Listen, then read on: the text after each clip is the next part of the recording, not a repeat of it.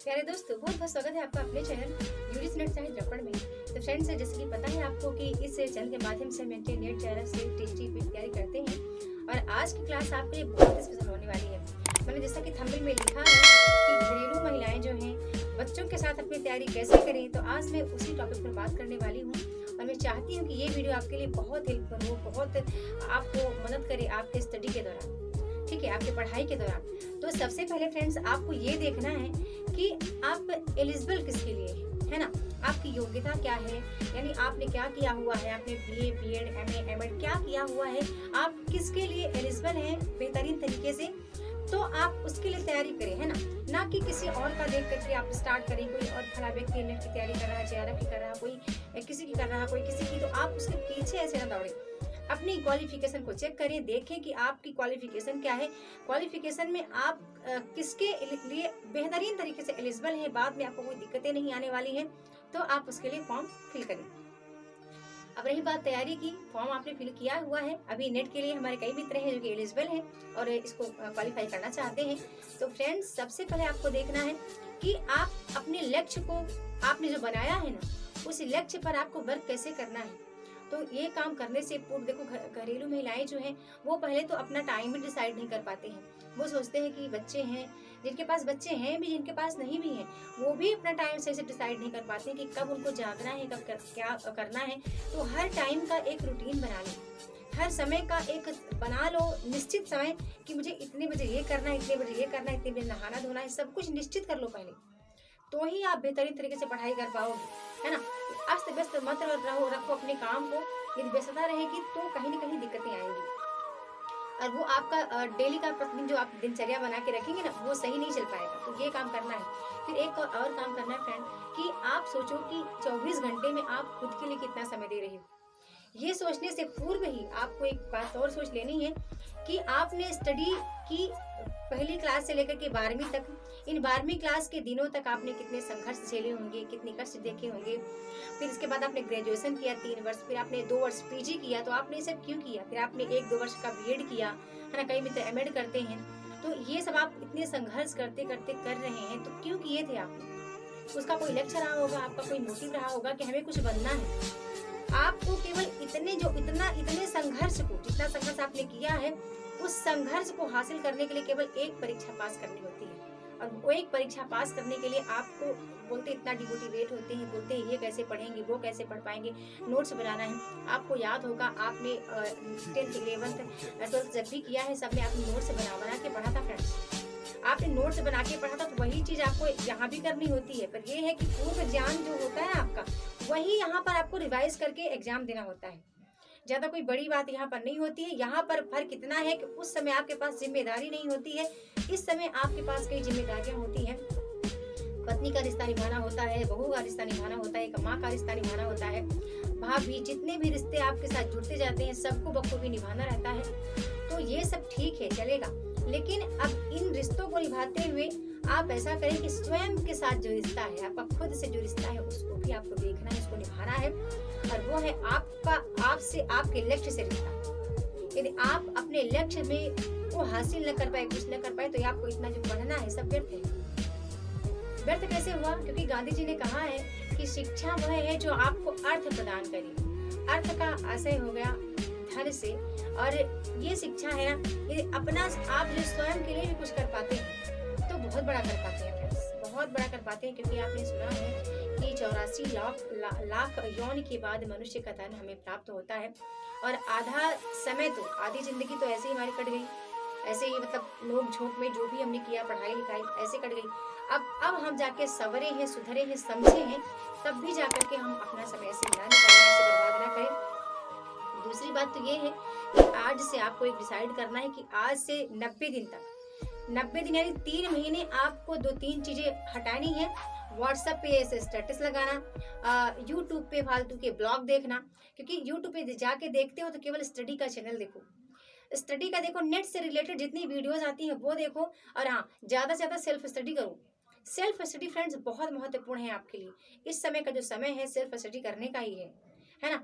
और यूट्यूब पे देखते हैं तो ऐसा नहीं सोचो कि वो फला लड़की है वो इतना ज़्यादा पढ़ती होगी, 8 घंटे 10 घंटे, ये वो यूँ कहती है कि मैं उस चैनल को देखती हूँ, इस चैनल को देखती हूँ तो मैं अच्छा क्लियर कर पाती हूँ।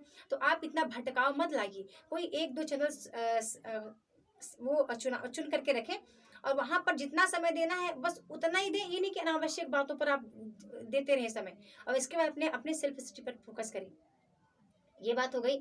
अब इसके बाद मैं आपको यही कहना चाहूँगी कि आप जो सोचते हैं कि बच्चे हैं तो हम कुछ नहीं कर सकते हैं, या हमारे घर ज़िम्मेदारियाँ हैं, या कोई आपको डाँटता है घर में, श्रीमान जी हैं, सासू माँ हैं, ननद जेठ-जेठानी जो भी है, यदि ये कुछ कहते भी हैं तो भी आपको इनकी बातों को कुछ दिनों के लिए नज़रअंदाज करना पड़ेगा। कुछ दिनों के लिए नज़रअंदाज करना पड़ेगा, आप इनको बिल्कुल इग्नोर करें, बातों को केवल स्टडी पर फोकस करें। फ्रेंड्स, जिस दिन आपके पास ये हो जाएगा, ये डिग्री होगी तो बहुत सारे जॉब के ऑप्शन होंगे आपके पास। और जब ये हो जाएगा और तो इसके बाद आपको कोई कुछ भी कहेगा तब भी आपको फ़र्क नहीं पड़ेगा, है ना? तो अपने पैर पर खड़े होने, या एक तरह से यूँ सोचें कि आपने इतनी पढ़ाई की थी तो क्यों की थी, या आज ये सोचें कि नेट की प्रिपरेशन आप करने जा रहे हैं तो क्यों करने जा रहे हैं। उसकी कोई डिमांड है, कोई आवश्यकता होगी तब तो करेंगे। तो पहली बात तो ये सोचें कि ऐसा बन जाओ कि किसी और के सामने हाथ ना फैलाना पड़े कि मुझे 2 रुपए दे दो, मुझे 10 रुपए दे दो, मुझे 100 रुपए दे दो, मुझे ये करना है वो के लिए, कुछ काम के लिए। मतलब इतना डिपेंड हो जाओ। आप सोचो कितने ऐसे लोग हैं जो कि कितना बेहतर करते हैं और वो स्वयं अपनी हेल्प तो करते ही हैं, दूसरों को भी देते हैं, दूसरों की करते हैं। तो अब ये बताओ कि देने वाला बड़ा हुआ या लेने वाला बड़ा हुआ फ्रेंड्स, है ना? तो ऐसा बनो कि जो आप किसी को दे सको, है ना? किसी से लेने वाले यानी इतने छोटे मत बन जाओ। आप बड़ा बनना है तो किसी को देने वाले बनो, सबको देने वाले बनो।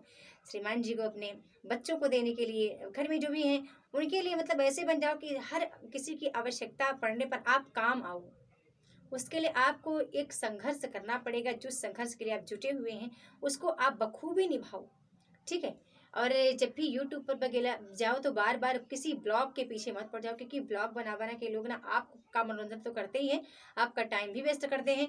तो आप ऐसे बनो कि मुझे खुद देखे कोई, ऐसे बन जाओ कि आपको लोग देखें, आपसे लोग सीखें, आपको देख करके आपको सुनना चाहें, आपके लिए वो वेट करें कि फला फला की वीडियो कब आएगी तो मैं देख करके कुछ बन जाऊं, मुझे अच्छी लगती है ना। तो इस तरह आपको बनना है, ऐसा करना है। और इस समय आपकी ज़िंदगी के जो ये पल चल रहे हैं, 90 दिन, इनको आप भले आपके एग्ज़ाम 90 दिन बाद हो या ना हो, लेकिन मैं बता रही हूँ चांस बहुत ज़्यादा है नेट के एग्ज़ाम की, क्योंकि अभी इधर कोई एग्ज़ाम नहीं है तो हो सकता है आपका एग्ज़ाम हो जाए, क्योंकि जून में नहीं हो पाया तो बस आपका एग्ज़ाम पोस्टपोन होगा, वही अगस्त सितंबर अक्टूबर ही जाएगा। लेकिन अभी हो जाता है तो बहुत बेहतर है। तो उम्मीद करती हूँ कि मेरी क्लास आपको पसंद आई होगी, मेरी बात आपको समझ में आई होगी फ्रेंड्स, कि आपको अभी ये जो पल चल रहा है इसको बेहतरीन तरीके से करना है, एक अपना टाइम टेबल सेट करना है, अपना एक रूटीन बनाना है। कोई कुछ बोलता है उसको नज़रअंदाज करना है और यूट्यूब पर ज़्यादा समय न दे करके सेल्फ स्टडी करना है। तो ये सब चीज़ें मैं मानती हूँ कि आप इसको मानेंगे, आप इसको इग्नोर नहीं करेंगे और इस बात पर आप अमल करेंगे और आज से अपना एक 90 दिन का टारगेट सेट करेंगे। और ना तो फालतू के व्हाट्सएप पे स्टेटस लगाना, ना तो फेसबुक में देखना अनावश्यक बातें। जहाँ देखना है तो नेट का देखो कि नेट के रिलेटेड आपको क्या चीज़ें बेहतरीन दिख रही हैं, वो देखो। स्टडी से रिलेटेड देखो। आप चाहो तो आपको समय कम मिलता है तो आप ब्लूटूथ लगा के आप काम करते समय पढ़ सकते हैं। शिक्षा आप अर्जित करें, वो माध्यम कोई भी चलेगा, बस आपको आपके दिमाग में बातें घुसनी चाहिए, जानी चाहिए कि आप ये पढ़ रहे थे। और उसको भी आप काउंट करो कि खाना बनाते समय आपने 1 घंटे पढ़ा है, आपने सुबह काम करते समय 1 घंटे पढ़ा है, 2 घंटे पढ़ा है ना। बच्चे सबके पास होते हैं, बच्चे जब सो जाएं तब आप काम कर लो। और जब भी कोई मतलब किसी की मदद भी आप ले सकते हैं घर में, थोड़ा सा प्यार से समझा करके, मेरी तरह, है ना, कि जब आपको अपना काम बनता रहे तो दूसरों को प्यार से समझा के भी हम अपना काम निकाल सकते हैं फ्रेंड्स। तो इस तरह आप कर सकते हैं और उम्मीद करती हूँ आपको ये क्लास पसंद आई होगी। मैं चाहती हूँ कि कितना मोटिवेशन मैं आपको भर दूँ आपके अंदर, कि आप इस बार सफल होकर दिखाएं और बताएं कि मैम आपकी वीडियो ने मुझे बहुत प्रभावित करा, प्रोत्साहित किया, उत्साहित किया है ना। तो बस यही कहना है फ्रेंड्स, आप बेहतर तरीके से अपना वर्क करते चले जाओ और जो पढ़ रहे हैं वो सिर्फ स्टडी के माध्यम से पढ़ो, उसको नोट्स बनाकर पढ़ो, है ना। ऐसा नहीं है कि अब आपने उसको एक टॉपिक को देखा, हाँ एक ही टॉपिक को बार बार मत रिवाइज करो। उसको पढ़ा, 2 दिन के लिए इसको स्टॉप करो, अगले टॉपिक को पढ़ो, फिर तीसरे दिन अगला टॉपिक पढ़ो, हर दिन नया टॉपिक पढ़ो। एक दिन उपन्यास पढ़ा, एक दिन कहानी पढ़ा, एक दिन नाटक निबंध पढ़ लिया। आप चाहे जिसकी भी तैयारी करते हैं, जो भी तैयारी करें, हर दिन आप नया पढ़ें, हर टॉपिक को अलग अलग पढ़ें। एक दिन इकाई 3 के ये टॉपिक को पढ़ लिया, एक दिन इकाई 4 के कुछ टॉपिक को ले लिया, है ना। या इसको डिसाइड कर लो कि मतलब मैंने वैसे बताया कि आपको टाइम टेबल बना के पढ़ना है। तो उम्मीद करती हूँ कि आपको मेरी क्लास पसंद आई होगी। तो वीडियो पसंद आए तो लाइक करें, शेयर करें, चैनल को सब्सक्राइब कर लें, और ताकि इस तरह बेहतरीन वीडियो आपको मिलती रहे। बहुत बहुत धन्यवाद।